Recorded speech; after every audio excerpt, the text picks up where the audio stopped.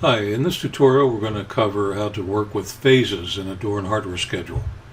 And I've got a schedule pulled up here, and you can see up here we have an area where you can add a phase for each individual door opening. So you might have 2, 3, or 4 phases on a large project. Well, now you can designate which phase of which phase each one of these door openings fall into. And you can see it will show up down here too in the grid where you see the different phases for the door openings. And again, you just enter the number. It defaults to 1. So if you don't have phases, then everything will be 1. If you do have phases, then when you add a door, you can just change the number here and add the door, and that's the phase it'll show. You can also update down here in the grid using copy and paste, which I've covered in other tutorials. So let's say if I want to make, so we're going to make this 2. So I'm going to do a Control V on my keyboard to copy that.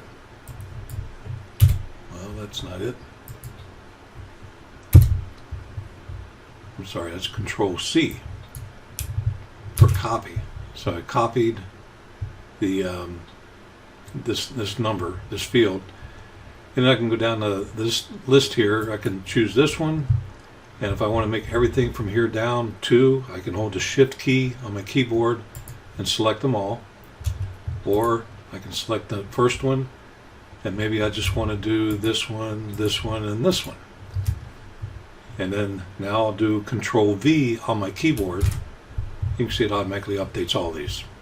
So again, this works for all these columns in this field, and again, we've covered this in other tutorials, so you might want to go back and look at those for more detail. Okay, so now what this is going to do is when you view the door schedule, now I didn't save this, so we won't see those numbers on the schedule. So we come over here to view door schedule, and you can see we have a column now for phase. Again, everything will default to 1 when you first build your schedule, or if you can add your phases as you go.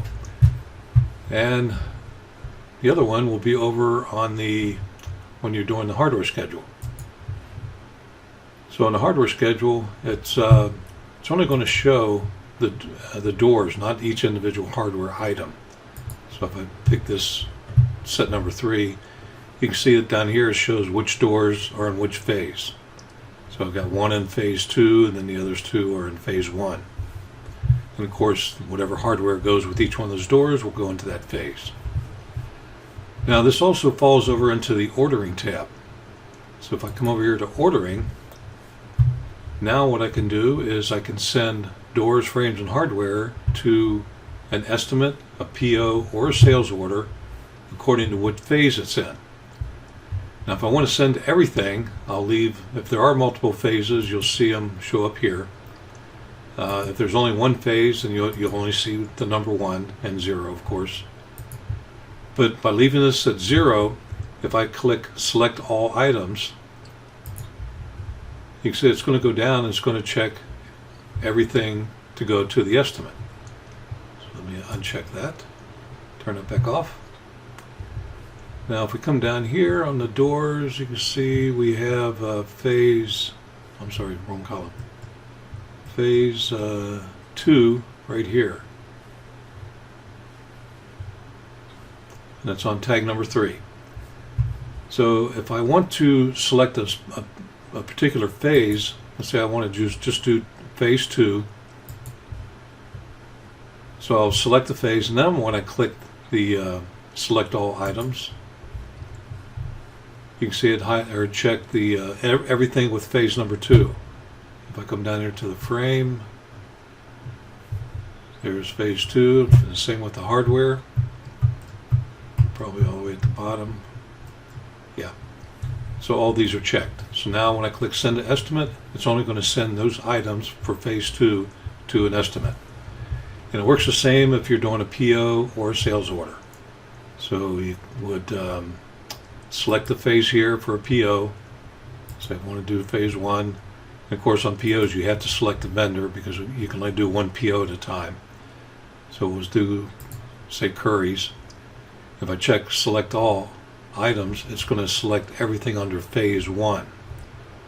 Now if I leave it as 0, again, it's going to select everything. And the same works the same way under send to order. So you have the phase and you can then select. Okay, so that's pretty simple. If you have any questions on this or need any assistance, please call. We'd be more than happy to help you out.